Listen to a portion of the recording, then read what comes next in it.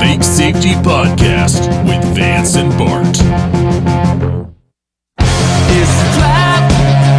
There's no comfort fitting in a fake safety that no one believes in.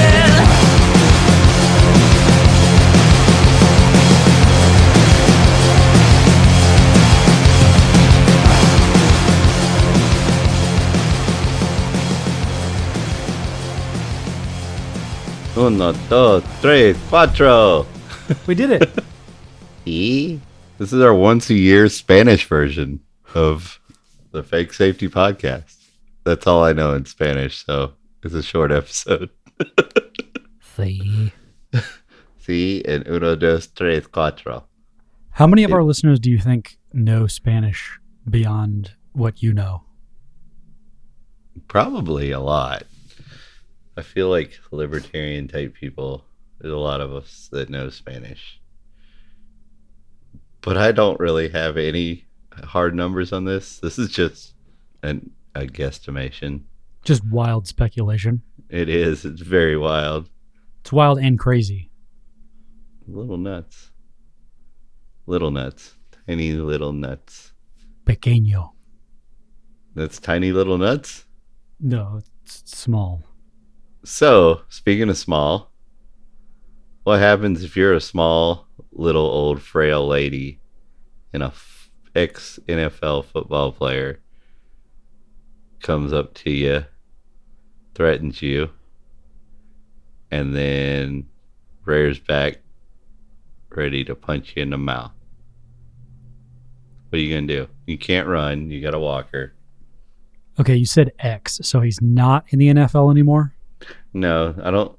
No, he quit to go punch old ladies. He has dreams. And is this the first old lady he's punched after exiting the NFL, or does he have a history of this? Let's go with he left the NFL after his first punching of an old lady to got his juices flowing, and he was like, that's what I want to do with my life. So he just needed to make room for more punching. Of old ladies, yes. Do you have enough background to know what you would do if you were the old lady? One more clarifying question. Go ahead. As the old lady, do I have an AR-15? Do you want one? I would like one. Have you had $600 to spend on something that you would like to own in the past as an old lady? Like at one time? Yeah. Tough to say. I don't think of myself as being great with money, at least in this scenario where I'm this old woman. My character is very fiscally irresponsible. Well, let's think about all the taxes on iron ore, alloys, every employee that makes the paint, the iodizing chemicals for the metals, the drill presses that are used to make the barrels and all those. And what if we shed all those taxes and government regulations off the cost of an AR-15? I would say you probably cut it damn near in half. But let's just cut 30% off of that. Now, somebody with a lot less money could buy a brand new AR-15. Or, say grandma's really bad with money. She goes and gets herself a used one for $150, $250, something like that. Now grandma is armed with an AR-15. If she so chooses to be. So you, grandma, you've got your AR-15. Some man that could kill you with the single backhand is just about to do so. What happens? Well, if I get good with money real quick, in the current economy, I can save for a few years and get a gun to retaliate posthumously because I will have to rise from the dead after being murdered by this man. So, is that what they mean by ghost guns? Yeah, exactly. So, I've seen plenty of videos of old or weaker individuals defending themselves and others against very capable armed attackers with firearms. What I haven't seen is extremely weaker populations of people defending themselves and others against very capable attackers with weapons that are not armed. So what I'm getting at is what happens when you are armed with a gun. It puts you at a not a level playing field with other people, with all other people, but it puts you in a closer box. It's about a lot tighter from the bottom to the top. So if you train with that weapon, you can move up even as a very weak person. So what I'm getting at is people who claim that gun control / taking guns from people and making guns cost more so grandma can't afford one. What that does is that stops grandma from being able to get a gun. Let's just go with the can't afford one. Grandma's not really good with money. Now it's never in her budget. All right. Now Matthew McConaughey, now he's got 4 or 5 armed dudes walking with him. Like, not only can he afford to pay for them to be armed, but he can afford to pay their salary and for them to wear nice suits. Meanwhile, he walks around shirtless or whatever, right? With no deodorant on. Apparently, he doesn't wear deodorant, is what I've heard, rumors. All right. So he's giving them the shirt off his back? Yeah, just like I do. But what I'm getting at is like, oh, it sounds like real cute to say, oh, let's do gun control through taxation and regulation and whatnot. All that does is raise the cost. That means only the rich motherfuckers and criminals have guns. So that means like rich people can protect themselves against armed criminals, but poor people are just fucked. Or even slightly less, wealthy people are fucked. Because the cops aren't getting there. And if they do get there, they're not coming in to save your kids. In fact, they're going to try to stop you from doing so. But if you're well trained and well armed, maybe you can get around that. Go in there 75 minutes later. They still haven't done anything. Maybe you were able to get there in 12, 11, 10 minutes with your gun. Was able to sneak your way in. Take out buddy.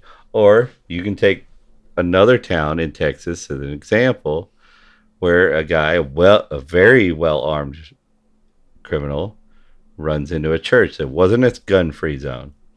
It was a church that apparently did not have any problems with it. Comes in, extremely well-armed, blasts 2 people really quick, blam, blam, going to shoot more. But in those 2 shots, an armed patron of the church puts a round in him, stops the threat. And you can watch in the video when it happens, like other church people have pulled their guns out at the time, and everybody moves in to kick the gun away. And there's like 4 guns trained on the guy, and nobody was there paid to be armed.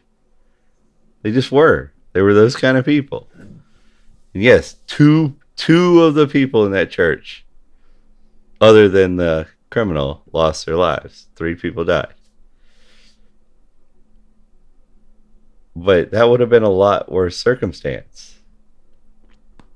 It was a really crowded church. 1 room. Lots of guns, lots of ammo on the guy, you know? I think a lot of the feelings about videos like that, or even just thinking about situations like that, is that the answer is pretty difficult.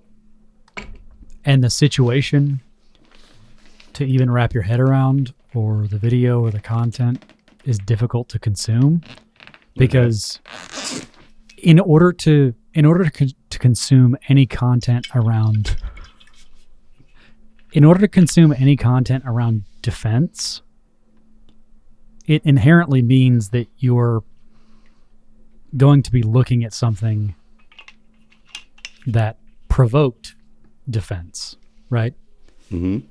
And I think the idealist view, as like a gut response, is, okay, how can we prevent this situation from ever occurring? Right? The idea is, let's not fix the symptom, let's fix the problem.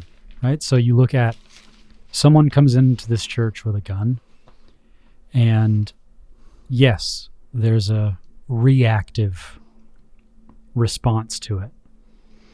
But I think a lot of folks like myself would typically look at this as something systemic and saying, okay, well, how can we prevent that person from ever having done that in the first place? Well, I'm sure there's a lot of things in their personal life, people who knew them, people who were close to them, that could have probably head some of this off. But you and I can't be in everybody's business all the time, right? And we are surrounded by people all day long who we know nothing about. And the problem is we don't know what's in their heart. It doesn't matter if they have an AR-15, a shotgun, a truck full of fertilizer, any of these things. They can attack us and our families. The good thing about humanity is most people don't. These are very rare circumstances. Your one-off killings, like one-on-one robbery killings, are a lot more common. And we've seen plenty of those defended by weapons too. But what I was trying to say is, people don't have murder in their hearts. Most people. But most people do have a strong willingness to protect their families and their loved ones. And those people greatly outnumber the people with malice, to murder in their hearts, right? So if we can make it more common, more socially acceptable to not only own a weapon, but learn to shoot a weapon, carry a weapon normally, with those good people, we are putting ourselves, our loving, protective, good natured people at a great advantage if we do so. Because we know that everybody with murder in their heart is gonna get a gun, a car, an airplane, whatever they want, their tool to kill. They're gonna get it and they're gonna use it to kill somebody. All right, so like, we have to get our tool that we use to protect ourselves, and we have to because we don't protect ourselves on a daily basis and hopefully never have to protect ourselves, it's hard to go through that social stigma of being the guy with the gun. Thank God for, being able to conceal carry. Because you can hide that most of the time. But you shouldn't have that. You should be the guy with the gun should be the guy who, the person who doesn't want to carry a gun should say thank you. You're going through the discomfort, the financial burden of being that person, probably the time and training to use that firearm. And you're there to protect you, and first off, you're only obligated to protect you. And I guess you're really not obligated to do that either, but most people end up trying to protect others in bad situations like that. So it shouldn't be a negative stereotype. I mean, every time that there's some bad guy with a gun who goes and kills people, they try to stereotype the good guys with guns, as the bad guys, when there was no good guy with a gun there to stop it. But when there was a good guy with a gun there to stop it, they just don't talk about it. Well, again, I think and there's a good explanation for why. I think both of us know why. Yeah, I think there's a different reason for why it's not talked about in a media setting versus why someone who's a bit anti-gun would choose to ignore that. Because again, I think it comes back to being reactive versus being proactive. Because let's look at the actuality of it, not the controlled narrative, but the actual piece where there are good guys with guns. We saw it in this most recent media case, and we've seen it with many others, but there was a good guy with a gun who prevented the bad guy with a gun from doing more harm and more damage. So even if we acknowledge that, I do think it still begs that question of what would it look like if all of these things went through, right? If we go back through all of these scenarios and we repaint them with the idea of red flag laws or age limits and restrictions and stronger background checks, let's run the scenario. If we go back through all of these situations, would the things that we're proposing have prevented them? So the only thing I can think of that would even apply to the latest school shooting would be the age thing. But you can go back just a little bit back, and Kyle Rittenhouse, he didn't purchase his gun. It was purchased by a friend because he wasn't old enough to purchase the gun. He was old enough to possess the gun, but not old enough to purchase it. So seems like a pretty easy thing to get around for somebody determined to go kill a bunch of people in a school. And all the other ones don't even apply at all. There's no contradiction there. Well, what if civilians can't buy those weapons at all? So you go full restriction. Yeah. Then it's not about asking your friend to get it, because your friend can't get it either. You just get it from the black market like you buy weed. That's an interesting parallel. So we're definitely in the end of drug prohibition. At least Well, marijuana. At least marijuana. Let's Mhm. keep the scope narrow because there's a lot of other things going on and it could complicate the discussion. But I think for fentanyl's. cannabis, I think fentanyl's gonna prohibition itself. Seems to be on a warpath for that. well, I was about to say a lot of the pharmaceuticals, especially in these last 2 years, there's a really interesting wave there. But if we stick to cannabis and how that's been going, I think we're right at the tail end, right? A lot of states and a lot of municipalities have decided that that's just fine, but it's after we've all seen and been well aware that these things are being trafficked everywhere.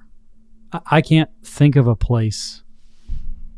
Right, and then good people are being jailed for possessing marijuana. People's lives have been ruined just because they've decided they want to smoke marijuana, but they're good people. That seems very similar, even less justified than somebody trying to protect themselves and their families by owning a weapon. Good people. Yet now they broke a law. Now they can go to prison. Well, depending on how extreme you take it, someone possessing marijuana won't kill another person. But somebody protecting their family won't kill another person either, unless needed to. And they've protected other people's lives. Protecting life by killing a person is not the same thing as like taking people's lives. Like, you're not a bad guy just because the state deems you owning a gun illegally. Like, my point is, people who were the bad guy who possessed an ounce of marijuana, right? They weren't bad people. But they were prosecuted like they were bad people. Like, what I'm saying is, there were people who had an ounce of weed on them that were arrested, that were bad people. But the fact they had an ounce of weed wasn't the thing that made them a bad person. And then there was people who had an ounce of weed on them that were perfectly good people, great people, who never hurt anybody, who got charged with the same thing the bad person with an ounce of weed got charged with, right? So what I'm saying is, a good person with a gun that has been deemed illegal by the state is now a criminal and is being treated as such, whether they are a bad person going to do evil things with that gun or not. I get that. I think the one difference, though, is that if you look at weed, you have a good person and you have a bad person. A good person with an ounce of weed and a bad person with an ounce of weed have about the same potential to do harm to another person with or without that weed. If you have a good person and a bad person and they each have a gun, that bad person now has the potential to do a lot more harm than they did before. So it's not just about the quality of the person. And I totally agree, because I agree with what you're saying. I'm just saying, like, that doesn't matter. The person's choice was they decided that the law was not as important for them to follow as protecting their family. They felt like that threat was bigger. Okay, so they have a gun to protect their family. What that has nothing to do with somebody thinking that potential harm could happen, or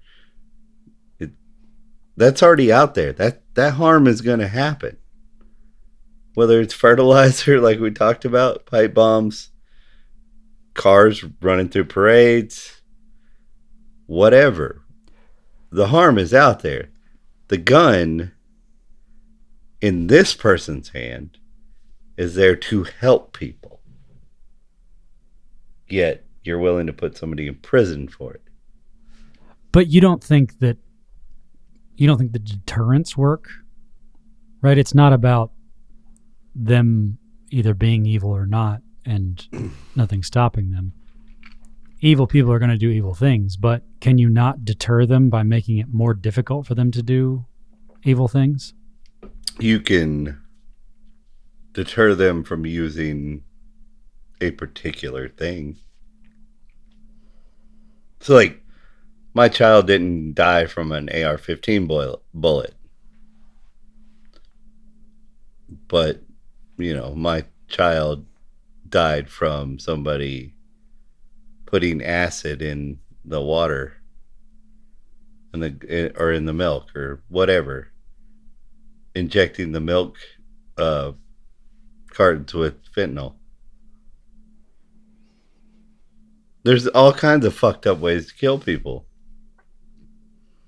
And if you want to kill somebody, you're going to do it. You're going to try, at least. Unless there's a good person with a gun that stops you. And you're a criminal. So what if you buy a gun on the black market? I mean, it's a lot less of a risk for the criminal. They're going to kill somebody. Who cares if they get a gun charge? But the good guy, on the other hand, he's got something to risk. He might not get a gun. And then when it happens right next to him, he could have stopped it. He can't because he doesn't have a gun. Then his wife gets blown up by fertilizer. It's a trap. There's no comfort.